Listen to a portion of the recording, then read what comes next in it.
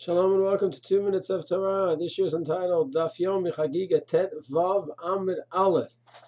The Gemara continues with the tragic story of Achair, Achair, and something just went wrong with him and his beliefs and convictions in God and the Torah.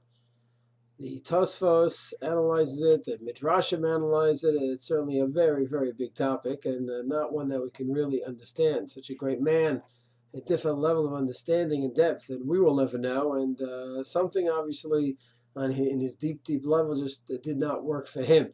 What's fascinating is his story is told about him and Rav Meir walking together. He already unfortunately went off the derech, and Rav Meir, him are walking, and he tells Rav Meir, listen, we're reaching the path.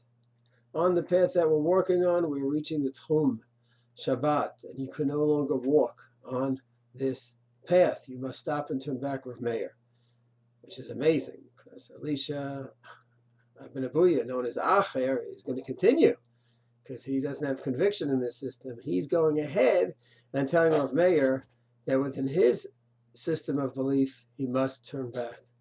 I find this amazing.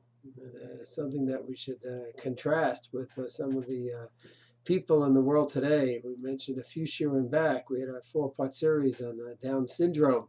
Spoke about Richard Dawkins, atheist, who I think is more religious than anyone in his conviction to try to convince everyone of atheism, of not believing in God. He has some kind of desire to convince everyone there is no God. I'm just going to speculate for a moment. I think certain times when a person has some idea, it's not necessarily his rational part of him that's trying to convince everyone else of his idea. There may be some kind of confusion, some kind of suffix, something that's not settled on the subconscious level, and he has a need to go ahead and convince everyone of the correctness of his view. That's other religions that just need to go ahead and have mass conversion, and especially go after the Jews. So I'm wondering if the possibility is that on some level, not even on the conscious level, there's a sense that I'm not right, and really the other ones may be right, but it's not on the conscious level. So on the conscious level is that I am right, and I need to bring everyone in to this religion or this belief of mine.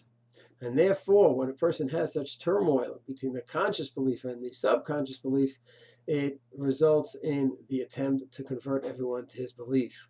It's interesting that Torah, where we're the only religion where we have mass revelation, a claim that no one else even tries to make, we are very settled with our beliefs, settled with the fact that we are Am Skula. We don't have any desire, any need to go ahead and convert the whole world. We'd love for everyone to keep the 7 Achad laws. Anyone that's interested in the 613 mitzvot, we're happy to discuss it and see if the person is truly and genuinely convinced that he wants to join Judaism, and then he's welcome to have him if he passes through the tests. But there's no subconscious and deep-rooted need to try to win everyone over.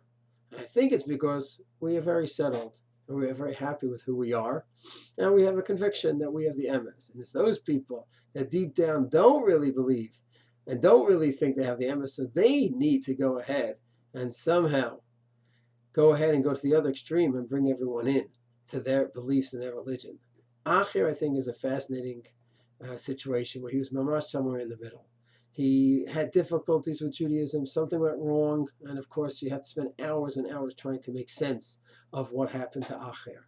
But it wasn't like now he has a need to go ahead and make everyone an atheist or make everyone a non-believer in the Torah. He's dealing with his own crisis, and he recognizes his personal crisis that he had. But Rav Meir, who of course still had conviction in the Torah and the mitzvot, so then not only does he not try to convince Rav Meir of his approach, on the contrary, this is Rav Meir. He still, of course, is a believing Jew. Let him stay that way. It's my personal crisis, and I certainly don't want to bring him down with what I am going through. So even Elisha ben Abuya, when he was down and out, you still see part of his greatness. Shalom.